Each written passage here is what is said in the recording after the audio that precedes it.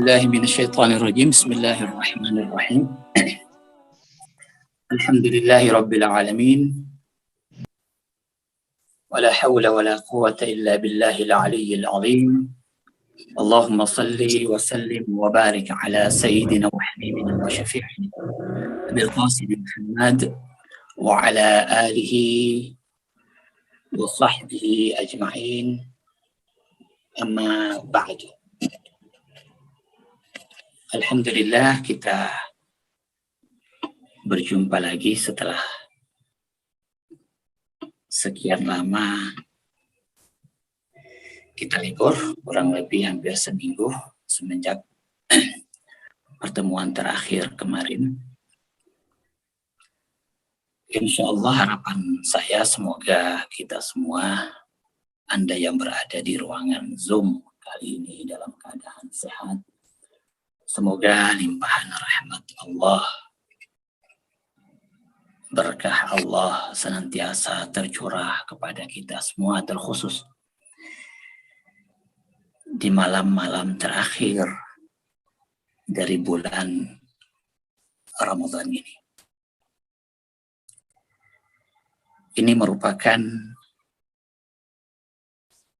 malam di antara dua kondisi, ya. Bagi para kekasih Allah, malam-malam terakhir seperti orang yang berada dalam dua keadaan.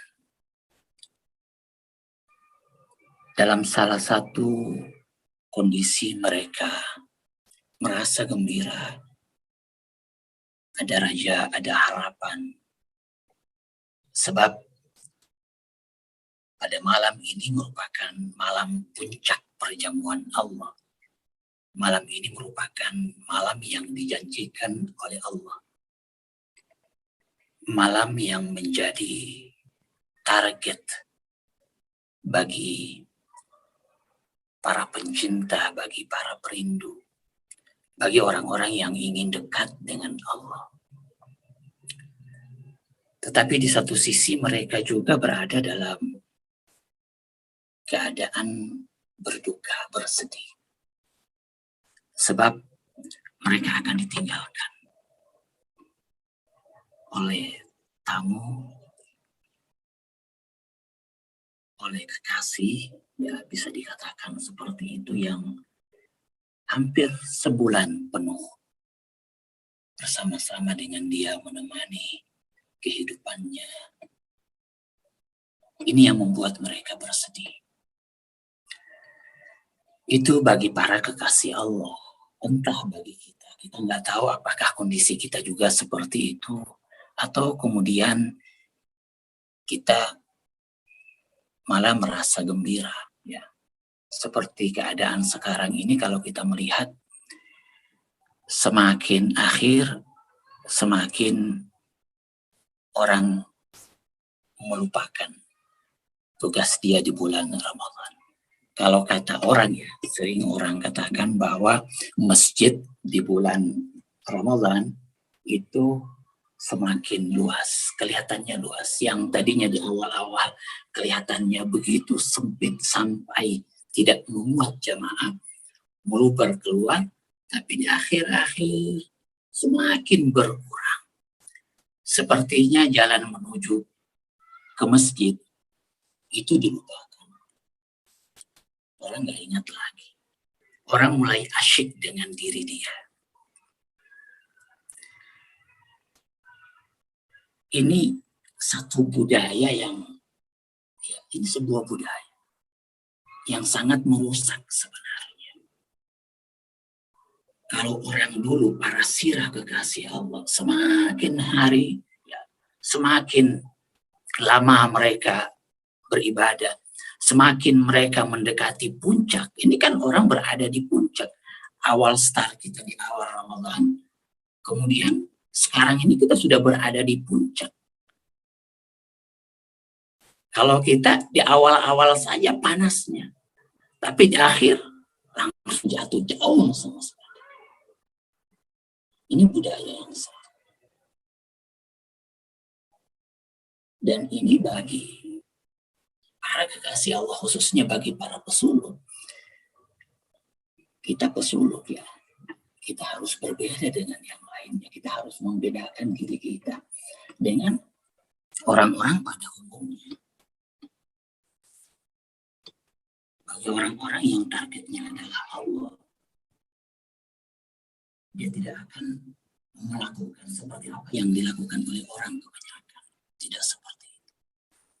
Tapi dia akan melakukan seperti apa yang dilakukan oleh Nabi. Nabi di 10 hari Ramadan ini, Masya Allah, semakin kencang ibadahnya. Beliau iktikaf ya selama 10 hari. 10 hari full. Dia jauhkan kehidupan dia dari dunia. Jauh. Betul-betul pada malam hari, siang hari ya tetap. Pada malam hari, beliau full. Betul-betul beribadah kepada Allah.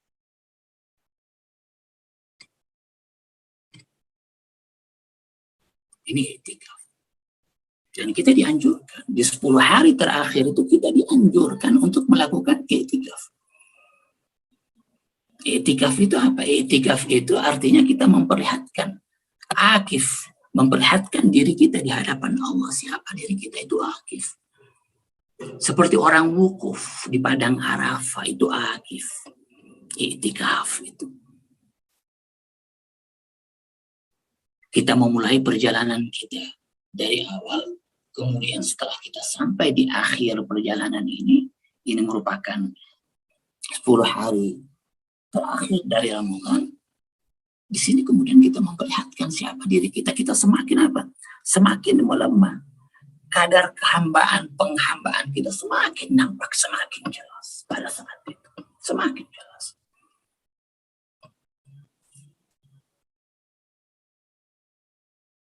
Makanya, ya, di dalam salah satu ungkapan dari Rasulullah, beliau mengatakan bahwa seandainya orang di 10 malam terakhir ini, dia tidak mampu merasakan angin sepoi-sepoi yang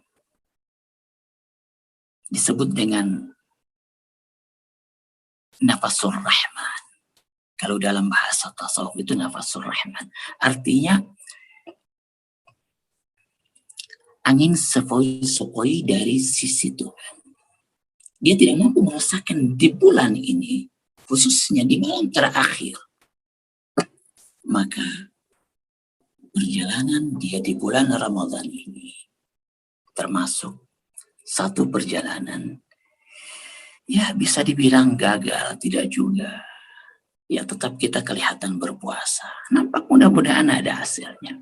Tapi dari sisi batin, dari sisi apa yang menjadi tugas kita sebagai seorang hamba yang dikatakan oleh Allah di dalam pembukaan ya, kewajiban orang berpuasa, ya ayyuhalladzina amanu, diwajibkan kepada kalian berpuasa, kutiba alaikum siyam, untuk apa? La'allakum tattaqun. Itu kita nggak capai, kita nggak dapatkan, dan itu hanya bisa diraih di mana? Di malam qadar. Tattaqun, ittaqillah, itu yang bisa diraih pada malam qadar. Ini hadiah. Makanya yang dipanggil oleh Allah di awal itu hanya orang-orang beriman. Tidak mudah itu berpuasa, sangat sulit. Kalau dilihat dari luarnya, oke, mudah, hanya menahan lapar, haus, sesuatu hal yang ringan, anak kecil saja bisa mampu melakukan itu. Bahkan kita ya mudah menyuruh anak-anak kita untuk berpuasa kan, karena mereka bisa melakukan itu. Lalu apa bedanya kita dengan mereka?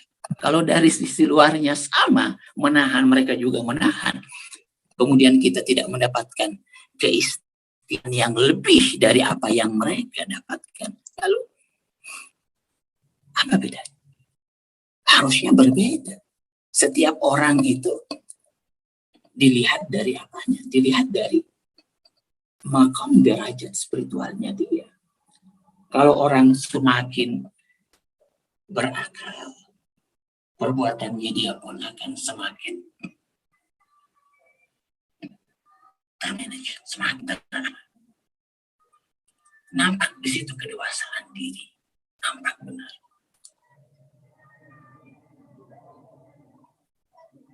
Ini target kita di bulan Ramadan. Anda bisa melihat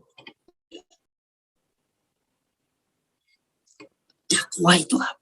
La'allakum tattaqun.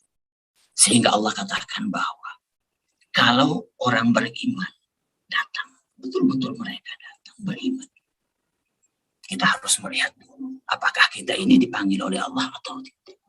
Sebab yang dipanggil orang beriman. Lalu apa itu iman? Apa itu iman? Apakah kita memang sudah benar-benar orang beriman atau? Kalau dilihat dari luaran, iman kita anggap semacam akidah, semacam kepercayaan.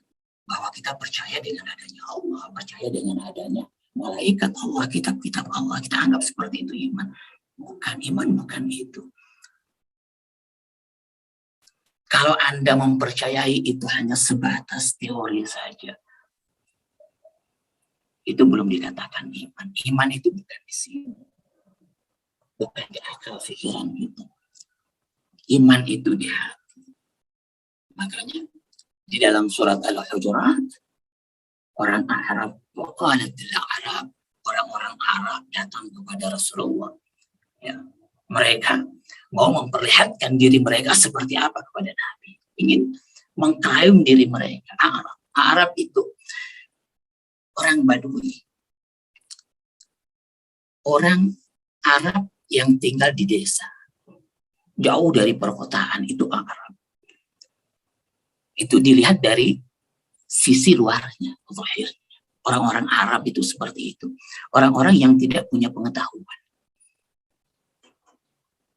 Orang-orang yang hanya bersandar pada luarannya saja. Itu Arab.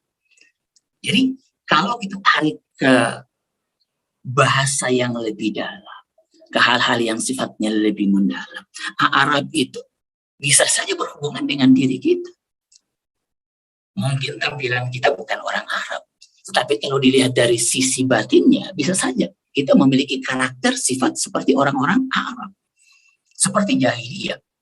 Arab pada saat itu, pada saat Nabi datang dan sebelum Nabi, itu adalah orang-orang jahil.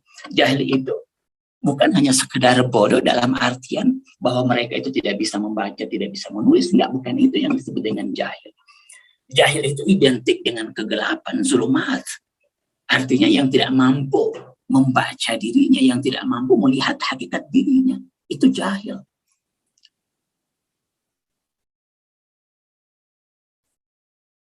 Sama dengan orang Arab. Dan bisa saja kita seperti itu. Sifat jahil itu masih ada dalam diri kita. Walaupun mungkin secara teori, secara keilmuan, Masya Allah kita ini pintar. Ditanya apa saja kita paling jago. Tapi ketika sudah berhubungan untuk masalah-masalah rohani, kita kosong. Kita jauh dari hakikat. Kita tidak mampu merasakan cahaya Allah. Jahil, ilmu. Lawannya ilmu. Jahil itu identik dengan apa? Zulumat, kegelapan. Dan Allah itu yukhrijuhum minal zulumat. Allah itu mengeluarkan kita dari kegelapan. Mana zulumat? Yang mana zulumat? Mana kegelapan tersebut? Zulumatun nafs. Ini. Kegelapan itu tidak lain adalah nafs kita, ego.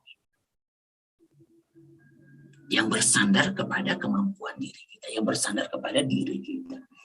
Ini nafs. Yang merasa bahwa kita ini terpisah dari Allah. Kita merasa seakan-akan kita ini terpisah dari Allah. Tidak menyatu dengan Allah. Itu kan zulumat. Yang sebenarnya kita tidak terpisah dari hakikat Allah itu sendiri. Semua yang kita miliki berasal dari Allah.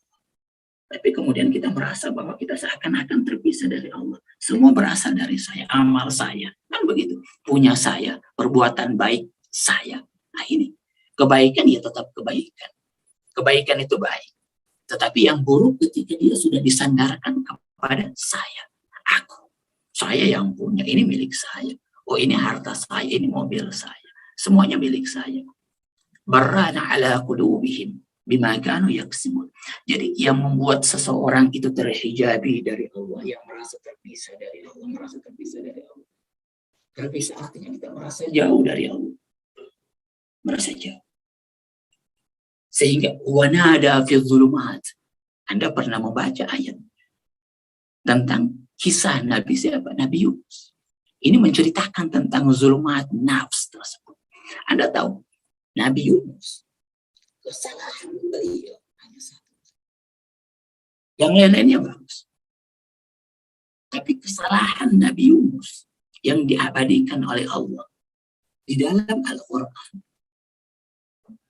itu hanya satu. Wa idh dhahaba mughadiban. Dia pergi. Dia tinggalkan kaumnya. Dalam keadaan apa? Dalam keadaan marah. Dalam keadaan marah. Kenapa orang bisa marah? Kenapa orang kemudian bisa melakukan hal-hal? Kenapa hal-hal negatif, dosa maksiat bisa memancar dari diri? Kenapa? Karena itu tadi. Jangan kita merasa jauh dari Allah. Allah tidak menyaksikan kita. Kita tidak melihat wujud Allah. Kita melihat seakan-akan saya punya kekuatan sendiri. Gitu. Seakan-akan kita merasa bahwa kita tidak ada hubungan dengan Allah. Seperti seorang anak dengan orang tuanya. Kalau dia jauh dari orang tuanya, nggak dilihat sama orang tuanya. Atau seperti orang-orang. Kalau nggak ada polisi, mereka tanpa aturan. Kita tanpa aturan. Lewat di jalan, tanpa helm, lampu merah. Dihantam. Itu karena nggak ada polisi, kita takut sama polisinya. Coba kalau ada polisi berdiri di situ, kita takut. Nah, begitu juga. Ketika kita merasa bahwa kita ini tidak terpisah dari Allah, bagian daripada wujud Allah. Mustahil. Hal-hal buruk, negatif, bisa memancar dari diri dia. Sebab apa? Sebab hati dia ini sudah menjadi rumah Allah. Allah sudah berada di sana, sudah bersemayam di sana. Itu tempat tinggal, kalbun, tempat tinggal yang diciptakan oleh Allah. Yang merupakan Baitullah, rumah Allah.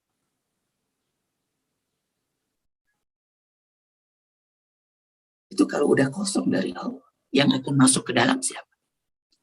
Yang akan masuk ke dalam, ya udah, selain Allah. Kalau selain Allah yang masuk, berarti hal-hal negatif yang akan masuk ke dalam. Iblis yang akan masuk. Kalau iblis sudah masuk, udah bersemayam di dalam. Syaitan udah masuk, bersemayam di dalam. Udah pasti. Hal-hal negatif akan memancar dari semua panca indera kita. Dari mata kita. Dari mulut kita. Seperti yang pernah saya jelaskan kepada Anda pada pertemuan sebelumnya. Bahwa ibadah itu kurang lebih ya. Ketika dia dihubungkan dengan manusia. Dengan perbuatan manusia. Itu ada dua bentuk. Ibadah yang memancar dari dalam. Dan ada ibadah yang masuk ke dalam. Tinggal tergantung yang mana diri kita. Ada ibadah yang betul-betul keluar, ada perbuatan yang memancar dari dalam. Kalau ini nggak akan berubah. Sebab dia udah punya di dalam. Tapi kalau misalnya memancar keluar dari luar mau masuk ke dalam, ini bisa saja akan apa? Akan berubah sesuai dengan kondisi. Nah, mungkin kita masih seperti itu. Orang punya dulu baru bisa melakukan sesuatu. Harus punya sifat kasih sayang dulu, baru kemudian dia mampu memberi kasih sayang. Nah, ini memancar dari luar, apa dari dalam. Dia punya sifat kasih sayang. Dia punya sifat kedermawanan. Dia punya sifat rububiyah. Sifat mengayomi. Ketika memancar dari sini, semua keluar. Semua keluar. Itu tanpa apa? Tanpa pamrih. Keluar memancar. Tanpa dia berpikir apapun juga. Pokoknya yang dia pikirkan bagaimana apa yang ada di dalam jiwa dia, apa yang tinggal di dalam batin dia, itu keluar. Seperti itu. Tapi kalau amalan kita masih bersandar dengan apa yang ada di luar, ini kondisional. Kondisional. Tergantung dengan kondisi apa? Kondisi jiwa kita. Tergantung dengan apa yang ada di luar kita. Kalau ada orang yang melihat kita, kalau di dalam keramaian kita bersemangat, kalau ada iming-imingnya memaksa kita untuk beramal, baru kita mau beramal. Ini jenis amal kita. Tinggal kita ini berada di mana. Kalau orang itu mengisi jiwa dia, hati dia, dengan wujud Allah, dan Allah sudah bersemayam di dalam hati dia. Ini. Karena Allah itu memiliki sifat-sifat baik. Semua sifat-sifat baik itu milik Allah. Coba Anda bayangkan Allah yang sudah memiliki sifat dermawan ada di dalam batin Anda. Dia akan memancar keluar. Dia akan memberi. Pokoknya beri aja. Walaupun kepada lawan dia, kepada musuh dia nggak peduli, tutup mata. Walaupun dia disakiti, dia mudah memaafkan. Seperti itu. Anda mungkin pernah mendengar yang namanya Big Bang. Letusan besar. Sebagian tidak mempercayai tentang hal ini. Tetapi kalau dilihat dari sisi ma'nawi, dari ilmu ma'rifat, memang benar bahwa ketika sifat-sifat baik Allah itu udah tertampung ke dalam jiwa kita, ke dalam batin kita, terdesak dia, sudah full di dalam batin, full, menumpuk di dalam batin kita, semua sifat-sifat rahmat, sifat-sifat baik. Ini akan memancar, akan keluar. Yufajjiru tafjiran, dia keluar, akan memancar. Itu Big Bang. Kalau di dalam ilmu hikmah, ya dibilang pancaran ilahi. Memancar. Allah ingin mewujudkan dirinya. Allah ingin memperlihatkan dirinya. Teman Allah ingin memperlihatkan dirinya kepada kita. Dan ini berhubungan langsung dengan apa? Dengan malam Al-Qadar. Malam Qadar.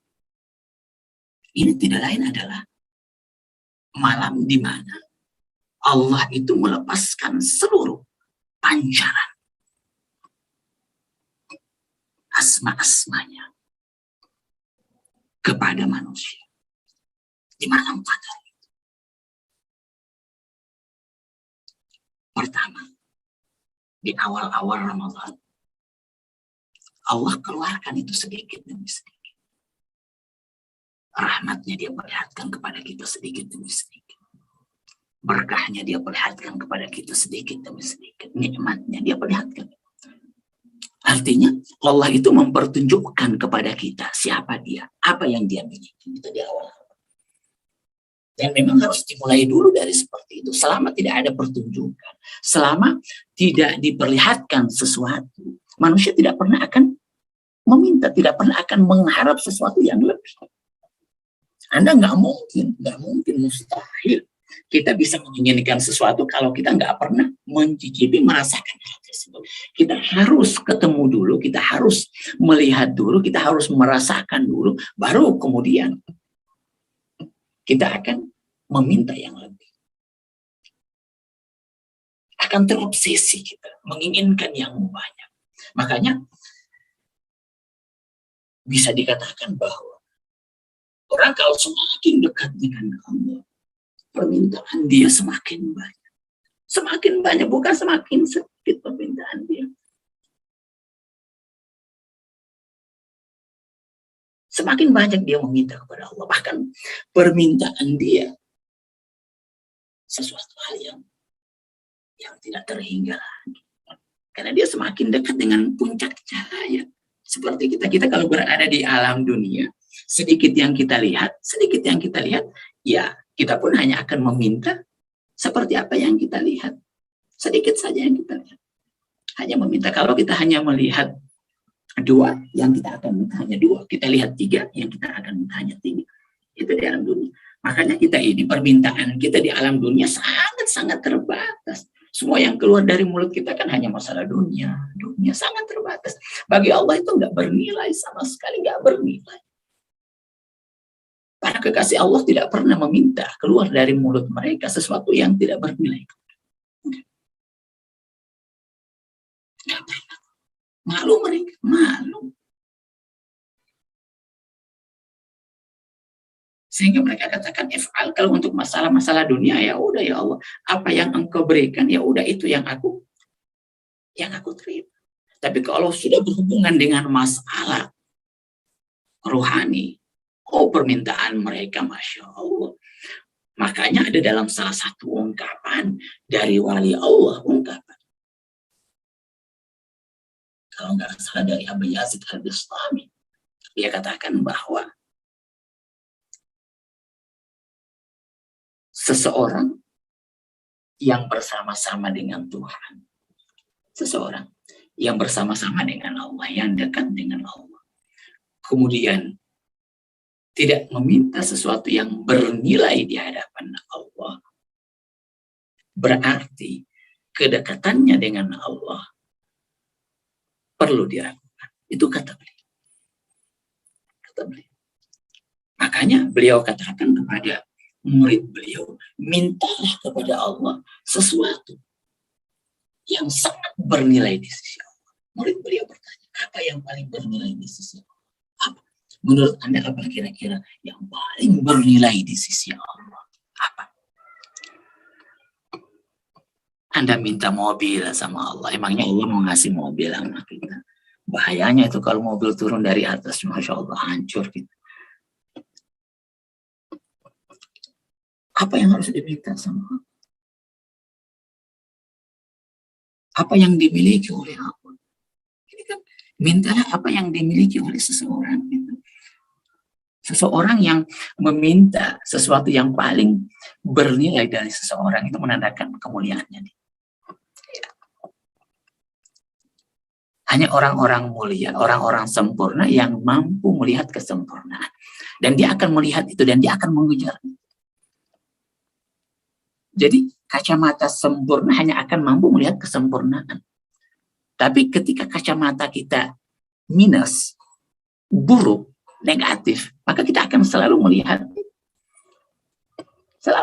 Makanya kalau kita selalu mengkritik, selalu mengeluh, ya udah, itu yang kita lihat, kacamata kita memang berada di situ. Nah, itu yang harus diperbaiki, kacamata kita yang harus diperbaiki. Posisi kita yang nggak benar. Makom kita, makom. Makanya perbaiki makom. Makam itu berhubungan dengan apa? Berhubungan dengan jiwa batin. Bukan makam apa? Bukan makam jasmani kita. Bukan makam itu tempat berdiri. Di mana kau berdiri? Allah akan melihat kita. Kita berada di mana? Nah, di situ kemudian Allah akan memberi. Nah, di sini, di malam qadar ini, kita ingin memperlihatkan diri kita yang sebenarnya di hadapan Allah. Makam kita di mana? Posisi kita di mana? Allah akan memberi kita di situ. Allah tidak akan memberi seseorang. Tidak akan pernah memberi seseorang. Kecuali sesuai dengan apa yang dia pikirkan dan apa yang keluar dari mulut. Allah tidak akan memberi lebih daripada itu. Sebab tidak akan bermanfaat. Tidak akan bermanfaat. Makanya alam batin itu rahasia itu, malam qadar itu rahasia, nggak ada yang tahu. Ma adraka ma lailatul qadar. Apa itu malam qadar? Allah mengingatkan kepada kita. Ma adraka. Allah tanya, tahu nggak kalian apa itu qadar? Kita kan terkadang ingin tahu tentang sesuatu, apalagi dimulai oleh Allah dengan apa? Dengan mengabarkan sesuatu yang memancing rasa penasaran kita. Inna anzalnahu fi lailatul qadar. Terpancing gitu. Ayat ini benar-benar ayat misteri. Gak mudah untuk difahami ini ayat. Dari dulu sampai sekarang, ayat ini sangat sulit untuk difahami oleh seseorang, kecuali bagi orang-orang yang memang udah memasuki alam apa? Alam rahasia. Yang mendapatkan malam qadar, yang tahu seperti apa itu qadar. Orang yang nggak pernah mencicipi gula, nggak pernah tahu apa itu gula. Nggak pernah, walaupun Anda ceritakan seperti apa itu gula. Bahasa Anda luar biasa, menarik, fasih, sistematis. Ketika dia tidak pernah mencicipi, merasakan secara langsung tentang manisnya gula, dia tidak pernah akan tahu seperti apa itu gula. Percuma. Hanya sebatas taklid itu saja. Sebatas taklid, mengikuti saja, oh iya, sudah. Begitu saja dia lakukan. Tapi dia tidak merasakan apa-apa di dalamnya. Kebanyakan ilmu kita, amal kita seperti itu, taklid. Mengikuti apa kata orang, apa kata ustaz. Ustaz ngomong kayak gini, ya udah, ikutin saja. Buta-buta kita ikut. Kita harus pergunakan. Kita harus belajar. Tugas kita belajar yang nggak lain. Bukan hanya sekedar menumpuk istilah. Bukan sekedar menumpuk pengetahuan. Bukan. Ini media kita untuk bisa masuk ke dalam. Dan itu cara Tuhan. Tuhan itu kan tersembunyi. Rahasia Allah itu tersembunyi. Enggak bisa. Enggak mudah untuk bisa masuk ke dalam. Sangat sulit.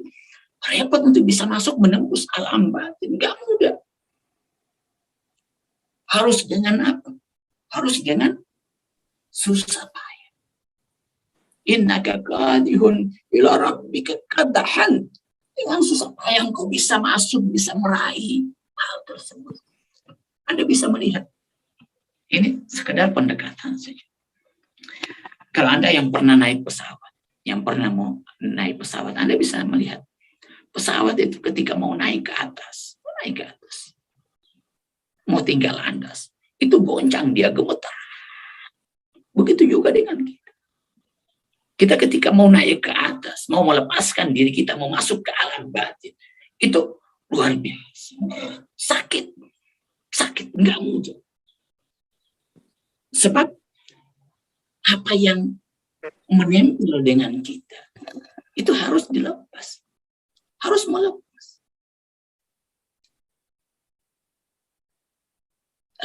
Lailatul Qadar itu ada sesuatu yang mau datang kepada kita. Inna anzalna, mau datang. Diturunkan oleh Allah. Ini kan turun dari atas. Atas di sini bukan bermakna bahwa dia benar-benar ada di atas kemudian kita memandang ke atas. Enggak. Atas di sini sama atau sumuun. Ini tidak lain bermakna mulia. Sesuatu yang berada di tempat yang mulia, berada di tempat yang agung, atau biasa disebut dengan alam. Alam yang lembut, alam yang tidak memiliki sifat-sifat materi. Itu malakut. Walahu mulk, walahu malakut. Allah itu punya apa? Punya mulk dan juga punya malakut. Dua-duanya ini punya Allah. Bukan punya siapa-siapa. Mulk itu mana? Mulk itu alam syahada, alam zahir. Alam di mana kita ini tinggal. Alam jasmani. Dan itu punya Allah. Allah bilang itu punya aku, kata Allah. Milikku. Jadi kalau kita ingin mulk, ingin alam materi ini yang merupakan punya Allah, berarti kita harus apa? Minta. Harus minta sama Allah. Punya Allah. Kan begitu. Harus kita dekati itu Allah. Dekati. Datang kepada dia. Punya Allah. Makanya coba Anda lihat di dalam ayat Al-Quran. Allah katakan gitu. Orang ketika mau menyembelih. Ini sebenarnya sebuah apa ya? Sebuah penjelasan kepada kita tentang apa yang harus kita lakukan terhadap apa yang menjadi milik kita. Tetapi Allah kemudian menggunakan pendekatan terhadap apa? Terhadap penyembelihan binatang ternak. Allah katakan apa? Allah katakan ketika kita mau menyembeli binatang ternak, mau menyembeli, harus dengan apa? Harus dengan menyebut nama Allah. Harus dengan nama Allah. Kalau bukan dengan nama Allah, hewan tersebut terhitung bangkai dan tidak bisa untuk dimakan atau dipergunakan. Itu sama dengan apa yang ada di alam. Karena punya Allah, jadi ketika kita mau mempergunakan hal tersebut, kita harus minta izin sama Allah. Kita harus dekati itu Allah. Harus cari muka sama Allah. Harus cari muka sama Allah. Dan untuk bisa dekat dengan Allah, mencari muka dengan Allah, ya tidak lain dengan apa? Dengan ibadah itu. Dengan ibadah. Dengan ketundukan kita kepada Allah. Semakin kita tunduk kepada Allah, ya semakin besar pemberian Allah kepada kita. Semakin kita melemahkan diri kita, semakin besar pemberian Allah kepada kita.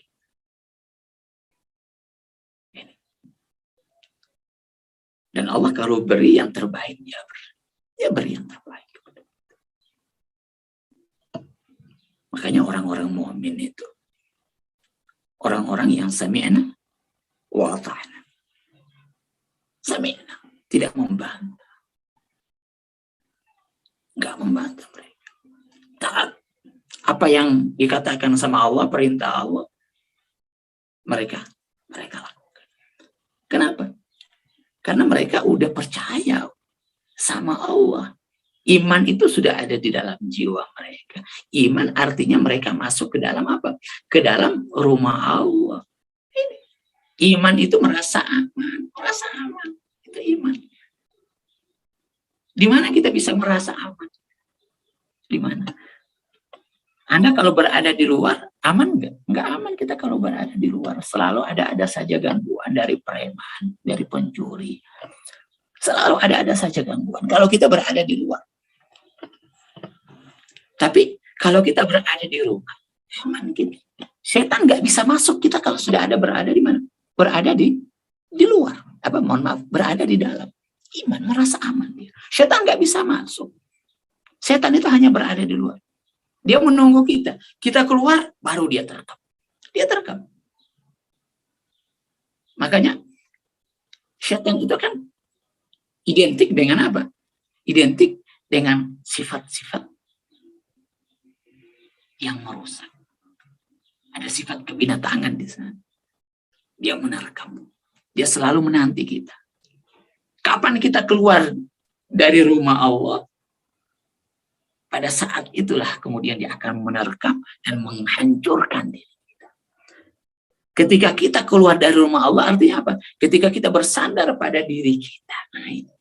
Ketika kita bersandar pada diri kita, pada kemampuan kita, yakin kita akan dihancurkan oleh iblis. Hancur kita. Sekuat apapun kita, sekuat apapun juga kita pasti lemah di hadapan iblis. Iblis lebih kuat. Kenapa? Karena dia melihat kita, dia tahu diri kita, kelemahan kita dia baca. Anda pikir iblis itu bodoh, pintar itu iblis. Dalam hadis dikatakan bahwa iblis itu 60.000 tahun dia beribadah kepada Allah. 60.000 tahun. Coba bayangkan. Dulu dia itu beribadah kepada Allah. Bahkan dalam hadis itu dikatakan bahwa iblis itu sampai pada langit ketiga. Sampai pada langit ketiga. Kan ada 7 langit itu. Sab'a samawat. Ini bukan berbicara tentang langit luar ini.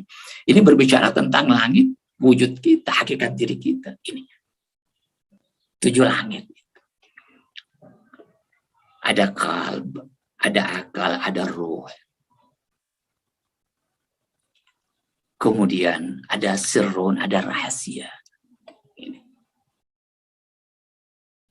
Iblis nggak bisa masuk ke dalam hakikat roh kita. Udah nggak bisa masuk dia. Tapi kalau masih ada di kalb, dia masih bisa masuk. Makanya kalb itu naik turun. Kalb yuqallib takliban. Iman itu terkadang naik turun gitu. Tapi kalau iman itu sudah masuk ke dalam hakikat roh, hakikat iman udah masuk ke dalam roh kita, itu udah nggak bisa diganggu, itu nggak bisa, iblis nggak bisa masuk ke sana. Kuat itu iblis. Kalau kita bersandar pada diri kita, tapi kalau kita bersandar auzubillah, makanya kita minta apa? Bersandar berlindung kepada Allah.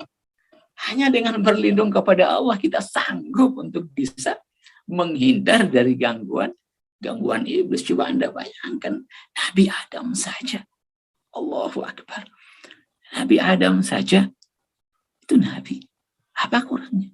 Dia melihat iblis, dia masih melihat iblis. Kalau kita udah nggak bisa melihat iblis. Terkadang kita tidak merasa bahwa kita ini sudah di dalam genggaman iblis. Kita nggak rasa loh. Kita merasa bahwa kita ini orang baik. Tapi tanpa terasa. Ternyata kita itu benar-benar di dalam cengkeraman iblis. Kita merasa bahwa diri kita berbuat baik. Merasa beribadah. Tapi tanpa kita sadari, di dalam ibadah kita, dalam semua kebaikan-kebaikan kita, ternyata ada peranan iblis di dalam. Iblis itu masuk tanpa kita sadari seperti apa dia. Dan dia masuk sesuai dengan apa? Sesuai dengan maqam kita, derajat kita. Kalau orang-orang yang masih ada di bawah, seperti kita orang awam, mungkin terkadang nggak butuh itu gangguan iblis. Iblis mungkin nggak mau datang sama kita. Mungkin dibiarin aja kita. Kenapa? Ya memang kita udah buruk. Dengan nafsnya kita udah buruk. Dibiarin aja.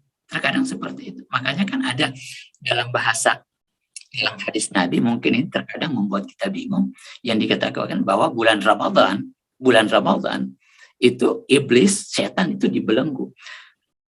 Dibelenggu itu iblis, setan. Apa maksudnya? Kalau memang dibelenggu, lalu kenapa masih banyak kejahatan, korupsi di mana-mana? Banyak orang yang melakukan keburukan, menggibah di bulan Ramadan. Ada apa? Kenapa? Nah, itu terkadang sudah nggak ada peranan iblis lagi. Tapi memang sudah menjadi kebiasaan kita seperti itu. Sudah watak kita, itu nafsunya kita, bentukan diri kita seperti itu. Terkadang sudah menjadi karakter, sehingga tidak lagi butuh apa? Butuh suntikan dari luar. Nggak butuh lagi was-was dari luar. Serta-merta kita lakukan. Nah, itu nafs. Kalau nafs, ya nggak dibelenggu. Nggak dibelenggu. Ketika ghibah itu sudah menjadi kebiasaan kita, nah itu akan keluar begitu saja.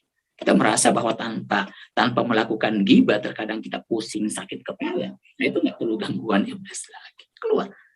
Nah itu keburukan yang memang sudah melekat dalam diri kita. Tetapi iblis akan masuk dan akan mengganggu ketika derajat orang tersebut semakin tinggi. Iblisnya pun semakin berilmu. Bayangkan Nabi Isa. Nabi Isa pernah tidur menggunakan apa? Nabi Isa itu kan nggak punya rumah seperti yang saya katakan kemarin, nggak punya rumah dia. Rumahnya dia atapnya langit, itu rumahnya dia. Terkenal Nabi Isa seperti itu, hidupnya jalan misalnya. Dia benar-benar zuhud, hakikat zuhud ya benar-benar zuhud. Beliau pernah tidur menggunakan apa? Menggunakan batu, dipakai tidur sama dia batu tersebut. Ternyata dia terlambat bangun tengah malam, terlambat. Tahajud dia terlambat. Yang biasanya misalnya dia bangun jam 3, ini udah mau mendekati subuh, baru dia kaget. Akhirnya pada saat dia bangun, dia melihat ada iblis di sampingnya. Kalau Nabi masih bisa melihat iblis, kalau kita nggak bisa, Nabi bisa. Tapi kalau kita udah masuk ke dalam hakikat rohnya, kita bisa tahu dan kita bisa saksikan seperti apa itu. Sehingga kita bisa melihat itu di mana ada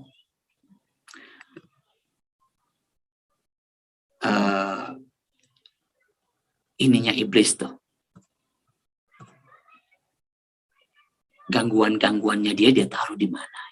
Kita itu bisa lihat, oh ada di sini kita bisa hindari, oh ada di sini kita bisa hindari, kita bisa baca. Tapi kalau sekarang kita hanya bisa meraba-raba, oh begini. Nah itu Nabi Isa tanya. Tersenyum orang ini, iblis tersenyum. Lalu iblis itu mengatakan bahwa saya masuk kepada kamu dan mengganggu kamu karena kamu bersandar kepada apa? Batu tersebut. Batu itu kamu pergunakan untuk apa? Untuk tidur dan kamu terikat dengan itu. Merasa kalau tidak punya itu, kamu nggak bisa tidur. Nah, sehingga saya masuk ke situ. Saya ganggu kamu melalui batu tersebut. Bayangkan batu saja bisa dijadikan sarana oleh iblis untuk mengganggu kita. Jadi jangan Anda anggap bahwa sesuatu hal yang kecil nggak mungkin bisa didekati oleh iblis. Pokoknya apa saja yang kita miliki dan kita merasa terikat memiliki itu, iblis akan masuk ke situ. Di kepemilikan itu iblis akan masuk. Makanya setelah itu Nabi Isa apa? Buang dan dia bilang saya tidak akan lagi menggunakan batu untuk tidur. Coba bayangkan. Itu. Jadi sekecil apa saja gangguan kita itu akan sulit bagi kita untuk bisa terhubung dengan alam rohani. Makanya Lailatul Qadar ini, wa ma adraka ma Lailatul Qadar ini rahasia Allah. Kita nggak tahu seperti apa itu malam qadar. Kita bingung, kita ingin mencari tahu apa itu malam qadar. Terkadang kita menyangka bahwa yang disebut dengan malam qadar yaitu sesuatu hal yang bersifat materi misalnya, pemberian Allah yang bersifat materi misalnya, kita menyangka seperti itu. Bukan. Malam qadar ya mungkin memang ada hubungannya dengan alam luar. Tetapi hakikat penampakan dari malam qadar itu tidak lain hakikat di mana bertajalli, bermanifestasinya asma-asmanya Allah yang terhimpun di dalam Al-Quran ke dalam jiwa. Makanya malam qadar itu sebenarnya awalnya dikhususkan untuk siapa? Untuk para nabi.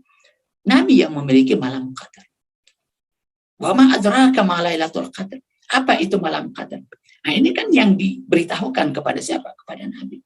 Malam qadar itu tidak lain adalah hakikat nabi itu sendiri. Itu nabi. Hakikatnya adalah nabi. Sebab Al-Quran turunnya kepada siapa? Inna anzalnahu. Nah itu.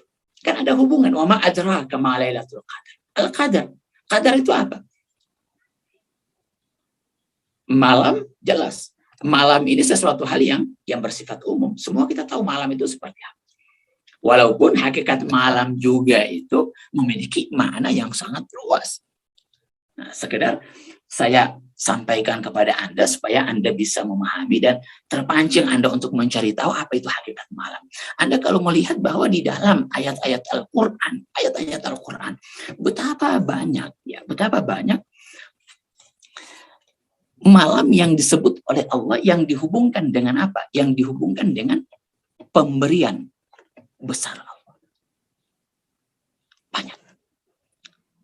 Seperti misalnya, salah satunya ini, malam Lailatul Qadar.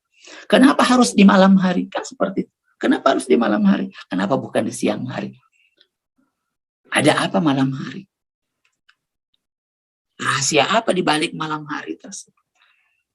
Begitu juga ketika Nabi Musa mau ketemu dengan Allah di Bukit Tursina ya. Di dalam ayat ya, wa'adana Musa salasina lailatan. Laila, bukan ayam. Bukan hari yang dihitung oleh Allah, tapi dimulai dari perhitungan itu dimulai dari malam hari. Fatamma miqatu rabbih arba'ina laila. Laila lagi 40 malam. Coba. Berarti ada makna yang besar di malam hari.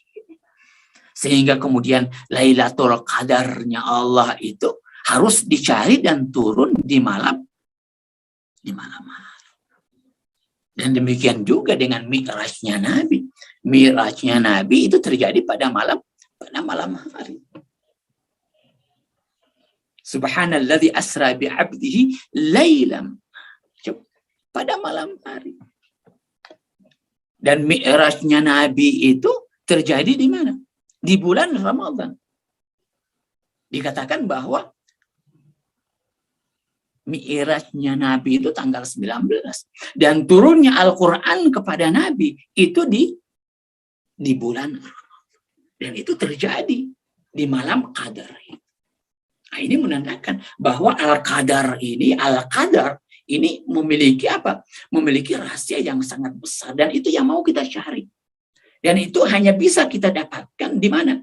Pada malam hari. Selain malam hari kita nggak bisa dapatkan. Makanya kenapa? Para kekasih Allah itu selalu merindukan malam hari. Malam hari mereka rindu. Kalau kita susah, udah malam hari.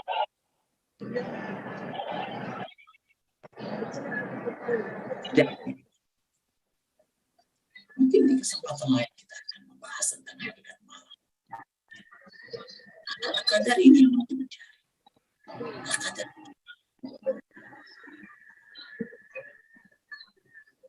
Al-Qadar itu identik dengan Al-Quran. Identik. Dan juga identik dengan turunnya para malaikat. Dan tanazzalul malaikatu turun malaikat Allah di malam. Kejadiannya pada Nabi, kejadian pertama kali itu pada Nabi. Dan Lailatul Qadar itu bukan hanya terjadi pada Rasulullah, enggak. Dikatakan bahwa setiap Nabi punya malam Qadar. Al-Qadar itu apa? Al-Qadar itu memiliki banyak. Al-Qadar itu bisa qimah, nilainya sesuatu, harganya sesuatu. Sesuatu hal yang bernilai. Qadrus syai', nilainya sesuatu ini seperti ini. Jadi segala apa yang ada di alam dunia ini punya nilainya. Baik yang non-materi, apalagi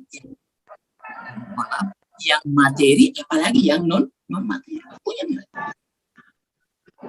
Dan di sanalah kemudian apa? Kadarnya manusia itu. Dan di sinilah di kesempatan ini, pada malam ini, dan di bulan Ramadan ini kita ingin mencari tahu sebenarnya kimatnya kita, harganya kita itu seperti apa. Kita ingin mengukur, mencari tahu. Bukan hanya sekedar mencari malam Qadar, tapi kita sendiri nggak tahu apa itu Al-Qadar itu seperti apa. Al-Qadar itu harus kita mulai dulu dari diri kita untuk memahami qadar kita seperti apa. Selama kita tidak pernah mengetahui qadar kita seperti apa, nilai kita seperti apa, yakin kita tidak pernah akan bisa mencapai Al-Qadar, tidak pernah akan menemukan Al-Qadar. Man arafa nafsa faqad arafa rabbah. Harus memulai dulu dari diri kita. Ketahui dulu harga saya berapa, nilai saya ini berapa. Ketika kita sudah tahu nilai kita, dari situ kemudian akan apa? Akan terlihat sikap dari doa kita, ucapan kita, dari sikap kita akan terlihat di situ. Oh, ini kadarnya kita. Makanya orang-orang mukmin itu nggak mungkin, orang-orang mukmin nggak mungkin yang sudah mengetahui kadarnya, yang sudah merasa aman tenang, ini sudah mengetahui kadarnya seperti apa. Nah, itu nggak mungkin mereka akan melakukan sesuatu hal yang la'ibun walagwun. Nggak mungkin. Sesuatu hal yang sia-sia, nggak mungkin. Sebab mereka tahu sesuatu hal yang sia-sia nggak perlu untuk dilakukan. Jadi kalau kita masih asyik dengan sesuatu hal yang sia-sia, ini menandakan bahwa kadar kita belum kita pahami. Kalau kadar kita, nilai kita belum kita pahami, yakin Lailatul Qadar itu cari orang dia. Dia turun, dia cari orang, dia lihat-lihat. Dia mau turun ke mana?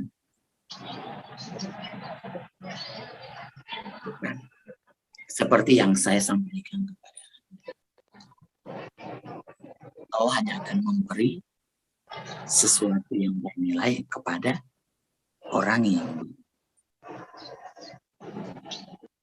karena kalau diberi kepada orang yang tidak, berarti orang yang diberi itu sebenarnya sama dengan orang yang kurang berakal. Perlu disalahkan. Kenapa Anda beri kepada orang yang tidak berakal, kepada orang yang tidak mulia? Karena dia akan sia-siakan itu. Makanya rahasianya Allah itu mahal. Dia tidak akan buka kepada siapa saja. Nggak buka. Nggak dibuka. Nggak disampaikan rahasianya Allah. Kecuali bagi orang yang mau datang. Nggak dibuka. Nggak diobrol begitu saja. Nggak. Rahasianya Tuhan itu tersembunyi. Tersembunyi. Tapi yang disampaikan kepada kita sesuatu hal yang memang mudah untuk kita pahami. Mudah untuk kita pahami. Tapi kalau orang ingin mengetahui rahasianya Allah, dia harus datang ke sana. Dia harus mi'raj. Dia harus menjemput. Bukan menunggu di alam dunia. Nggak akan datang itu. Makanya Lailatul Qadar itu hanya turun kepada siapa? Turun kepada Nabi. Karena Nabi yang dilihat punya posisi yang bisa menerima wadah itu. Kan wadah dulu harus dipersiapkan. Wadahnya, kalau wadahnya nggak ada, kemana malaikat? Malaikat turun, Allah turun. Tanazzalul malaika.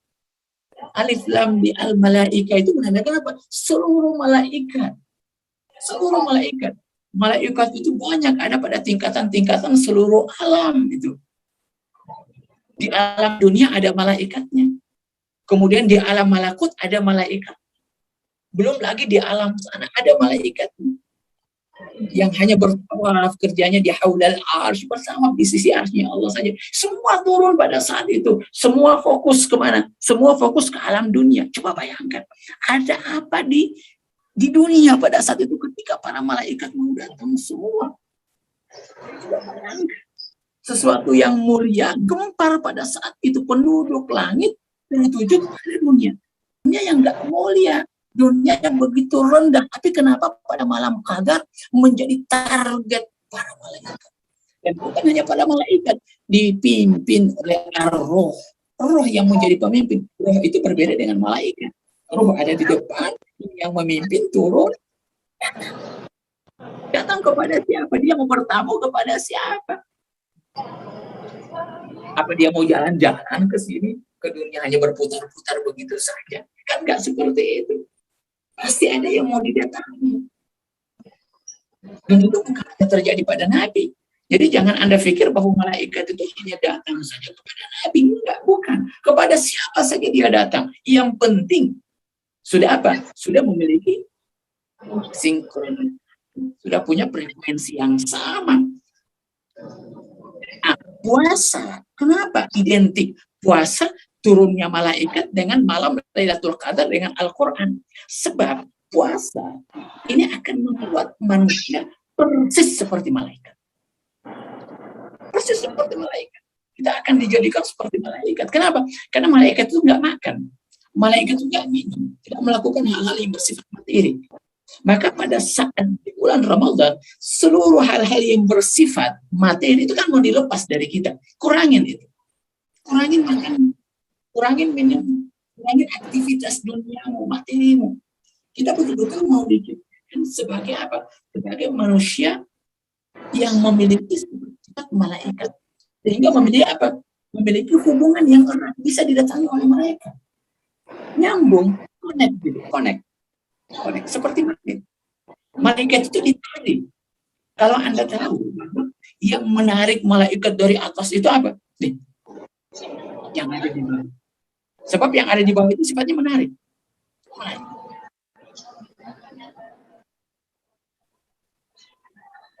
Yang ada di atas ini, tugasnya malaikat, tugasnya untuk apa?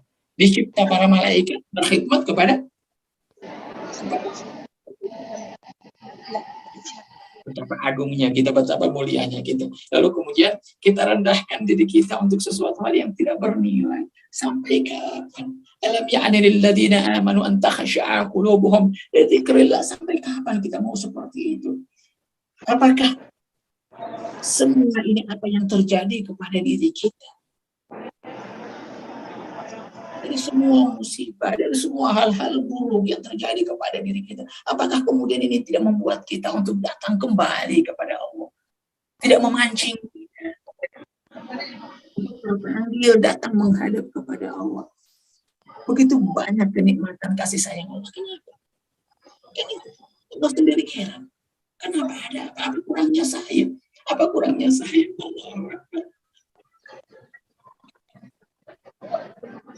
Ya Allah. Allah itu punya semuanya. Dia punya.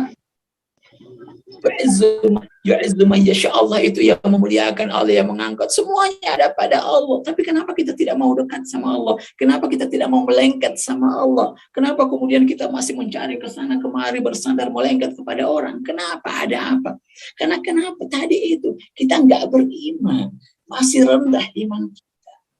Lalu bagaimana kemudian kita bisa menjadi takwa? La'allakum tattaqun, harus dimulai dulu dari rasa iman ini tadi.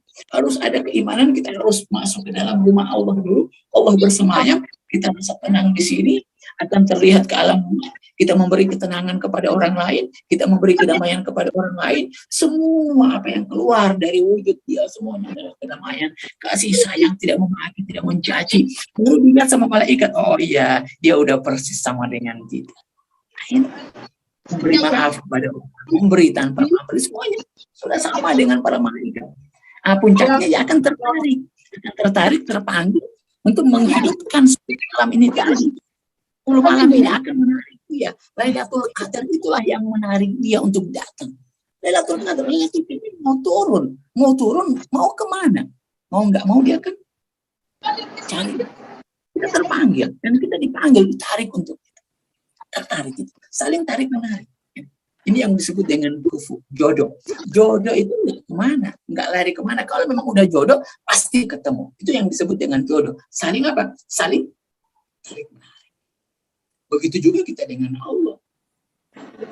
Kalau memang udah sinkron, pasti ketemu kita. Ini. Tanazzalul malaikatu warruh. Malaikat. Membawa apa malaikat? Allah, pesan-pesan Allah. Malaikat membawa sesuatu. Ini kalau memang benar-benar kita ingin mendapatkan malam qadar, masih ada waktu. Walaupun ada perbedaan pendapat, malam qadar itu sebenarnya kapan? Rahasia lagi. Kita nggak tahu kapan, tapi yang pasti dia hanya akan turun di malam ganjil saja. Itu saja, malam ganjil. Walaupun ada sebagian para wali Allah mengatakan bahwa seperti Ibnu Arabi mengatakan bahwa saya melihat dan saya menemukan malam qadar itu dirasakan, ditemukan oleh Ibnu Arabi, para wali-wali Allah lainnya di luar dari Ramadan. Di luar dari bulan Ramadan saya merasakan malam qadar. Nah ini. Apa itu qadar itu tadi? Dia bisa didapat di tempat lain. Dia bisa ditemukan di tempat lain. Tetapi menurut Ibnu Arabi memang di malam qadar inilah puncaknya. Puncaknya di malam qadar, walaupun sering bisa ditemukan di malam-malam lain. Ketika terjadi sinkronisasi itu tadi. Sebab terkadang Nabi juga bisa mi'raj, bisa berhubungan dengan Allah, terjadi hubungan yang erat antara Allah dengan Rasulullah atau dengan para kekasih Allah, itu selain di bulan Ramadan. Hanya saja di bulan Ramadan ini lebih mudah, sangat mudah untuk bisa mendapatkan itu. Jadi kalau kemudian kita tidak mampu mendapatkan malam qadar ini, tidak mampu mencicipi, merasakan itu di bulan Ramadan ini, berarti bisa dikatakan Ramadan ya dilihat dari hakikatnya sia-sia sebenarnya, sia-sia. Sebab itu puncaknya hadiah. Ini hadiahmu ini. Itu kan Seperti orang yang sudah bekerja mati-matian, tapi kemudian dia tidak mendapatkan apa? Hadiahnya. Puncaknya di sini. Seperti orang yang belajar, ijazah dia nggak dapatkan. Ya percuma, Anda sudah belajar memang. Tapi kemudian kalau ijazah ini Anda nggak dapatkan, Anda nggak lihat, berarti sebenarnya semua jerih payah Anda tidak ada stempel dari Allah, nggak ada pengakuan dari Allah. Ijazah adalah pengakuan dari Allah, Lailatul Qadar adalah pengakuan dari Allah. Itu Lailatul Qadar. Tanggal 25 bisa menjadi malam qadar mungkin. Tanggal 27 bisa saja. Kita wallahu a'lam. Pokoknya hidupkan saja. Yang penting besarkan hati kita. Sebab menurut para wali Allah yang bisa memancing yang bisa memancing dan mendapatkan malam qadar itu tidak lain adalah hamba-hamba Allah yang memperlihatkan penghambaan yang besar di malam qadar. Itu menurut para wali Allah. Dan saya buka sedikit saja menurut beliau, menurut Ibnu Arabi, bahwa tanda-tanda bagi orang-orang yang memiliki dan mendapatkan malam qadar ini, kita kan terkadang ingin tahu kita dapat enggak ini, kan begitu. Beliau membuka sedikit rahasia, walaupun sangat sulit untuk bisa dibahasakan. Sebab bahasa batin itu sangat sulit untuk bisa digambarkan dengan bahasa lisan. Seperti Al-Quran. Al-Quran yang berada fi kitabim maknun, yang berada di alam sana, yang berada fi indallah, yang berada di sisi Allah, yang kemudian turun kepada Rasulullah di alam dunia ini, yufraku kullu syai'in, itu berbeda dengan apa yang ada di alam dunia yang sudah tertulis ini. Ini Al-Quran, tapi hakikatnya itu ada di sisi Allah. Dan itu yang ada di dalam jiwa Rasulullah. Dan itulah yang bersemayam, yang menghujam masuk ke dalam apa? Ke dalam jiwa Rasulullah di malam Lailatul Qadar. Itu yang menghujam. Dan itu bisa kita dan itu bisa kita dapatkan. Jadi Rasulullah hanya memberikan contoh. Rasulullah hanya memberikan contoh kepada kita. Ini yang saya dapatkan. Kamu pun bisa mendapatkan apa yang saya lakukan. Begitu juga dengan Mi'raj. Nabi bisa Mi'raj. Nabi mengatakan kepada kita, saya Mi'raj, kalian juga bisa Mi'raj. Sama dengan saya. Tetapi ikuti cara saya. Itu saja. Ikuti cara saya. Kalau kalian tidak mengikuti cara saya, kalian tidak akan bisa mendapatkan itu. Lalu dengan cara apa? Sangat berat. Oke. Hanya Ibnu Arabi mengatakan kepada kita, memberikan satu contoh saja, bahwa tanda bahwa orang itu mendapatkan Lailatul Qadar, setidaknya kesenggol lah. Ya. Kalaupun tidak menghujam langsung, setidaknya kesenggol. Ya dapat ininya, semacam sinar-sinarnya saja. Tapi tidak masuk secara utuh, ya oke. Itu udah luar biasa. Itu udah sangat luar biasa. Nah, katanya, beliau katakan bahwa orang itu akan semakin menghamba. Semakin menghamba dan merasa rendah ketika dia mendapatkan malam Lailatul Qadar. Sebab Lailatul Qadar itu berat. Turunnya malam Lailatul Qadar itu, bayangkan, ke dalam jiwa seseorang, itu berat. Dan itu bisa menghancurkan segala sesuatu. Ego kita dihancurkan. Kita akan mati pada saat itu. Tapi bukan mati secara materi. Mati secara rohani. Mati secara rohani. Dan di dalam hadis dikatakan apa? Barang siapa yang tidak mati yang tidak lahir dua kali, dia tidak akan bisa mendapatkan Lailatul Qadar. Dia tidak akan bisa menyaksikan alam malakut. Nggak akan. Jadi harus mati dulu, baru kemudian dia akan temukan malam qadar tersebut. Ini mau turun. Itu berat itu. Nah, dia akan semakin apa? Dia akan semakin merendah. Dia akan semakin menghamba. Itu tanda-tandanya. Tanda-tandanya. Jadi lihat aja kadar penghambaan kita seperti apa. Apakah kita semakin merendah? Apakah kita semakin menghamba? Apakah kemudian kita semakin punya kasih kepada orang lain? Sebab Al-Quran yang turun kepada apa? Kepada kita di bulan Ramadan ini, itu membawa apa? Membawa rahmat. Sahru Ramadan alladhi unzila fihi al-Quran hudan lin-nas wa bayyinatin minal huda wal furqan. Nah, dia mampu membedakan yang baik dan buruk, manage dia, semuanya itu dia akan dapat. Nah, itu tanda orang yang bisa menemukan Lailatul Qadar. Coba lihat aja diri kita. Oke? Ya mungkin sampai di sini aja. Mungkin ada yang mau bertanya? Ya, ada sempat saya dengar tentang binatang tadi yang disembelih selain nama Allah. Kan sekarang kita mau beli-beli daging atau ayam nih Pak Ustadz. Ya. Tidak mungkin kita menanyakan kepada penjualnya, Pak ini yang potong Muslim atau apa, baca basmalah apa tidak. Kan tidak nyaman, nanti murah Pak Ustadz. Jadi bagaimana mensiasati hal tersebut? Bagaimana kita bisa tahu bahwa yakin bahwa oh iya ini halal? Ya nggak usah lah kita main siasat di sini. Oke, gini. Jadi kalau dalam hukum fikih dia berbeda dengan hukum yang ada di alam rohani, sangat beda jauh. Ya. Yang alam materi dengan apa yang ada di alam batin itu sangat beda jauh dia, karena sifatnya udah berbeda. Tapi bukan berarti kemudian kalau orang masuk ke alam batin dia melupakan alam syariat. Sangat tidak bisa. Salah itu. Kalau ada orang yang masuk alam batin kemudian tidak mau lagi sholat, kan ada banyak orang kayak gitu, eling-eling aja. Pokoknya saya udah sholat, saya udah ingat sama Allah. Itu salah.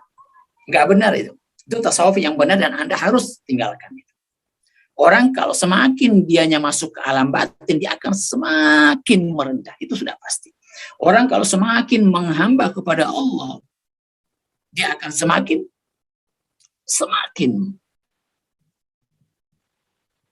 tawadu dia. Semakin hilang diri dia, semakin lenyap. Nggak ada lagi aku itu. Nggak ada itu. Nggak ada bicara aku, saya. Coba lihat, banyak. Jadi kalau ada orang yang bicara semuanya aku, aduh, ini harus dilihat ini. Harus dilihat. Tapi kalau orang ada Allah yang dia dahulukan, dia akan selalu merendah. Kalau perlu, dia tidak ingin memperlihatkan diri dia. Dengan amal-amal perbuatan dia sembunyikan erat-erat. Sebelum saya masuk kepada jawaban ini. Jawaban pertanyaan Anda. Ini seperti apa? Seperti yang terjadi kepada seorang wali Allah. Anda mungkin pernah mendengar beliau terkenal. Ya, beliau saya udah pernah sampaikan juga. Beliau namanya Ali Zainal Abidin, cucu dari baginda Rasulullah. Digelari dengan as-sajjad, banyak sujudnya. Nah, itu beliau terkenal dengan memberi ibadahnya luar biasa. Itu nggak perlu kita tanyakan lagi. Dia dalam bersedekah memberi, nggak pernah dia sampaikan kepada orang lain. Nggak pernah dia perlihatkan kepada orang lain. Lalu gimana cara dia? Dia mendatangi rumah-rumah orang. Pada malam hari dia datang. Dulu kan belum ada itu yang namanya lampu listrik seperti sekarang, atau lampu di jalan, itu kan belum ada. Sehingga nggak terang benderang. Dia jalan pada malam hari. Jadi pada malam hari pun yang namanya hablum minan nas itu tidak dilepas. Yang hablum minallah dengan hablum minan nas itu kapan saja dan di mana saja. Kita nggak bisa pisahkan. Nggak bisa dipisahkan. Jadi jangan Anda pikir bahwa malam hari itu hanya hablum minallah aja. Enggak. Hablum minallah pun, hablum minan nas pun Anda bisa lakukan pada malam hari. Dan pada saat Anda sedang beribadah kepada Allah pun, pada saat itu Anda pun bisa apa? Bisa mengingat orang banyak. Bukankah kita bisa mendoakan mereka di dalam ibadah-ibadah kita? Ingat kepada mereka, bukan hanya kita saja. Doa.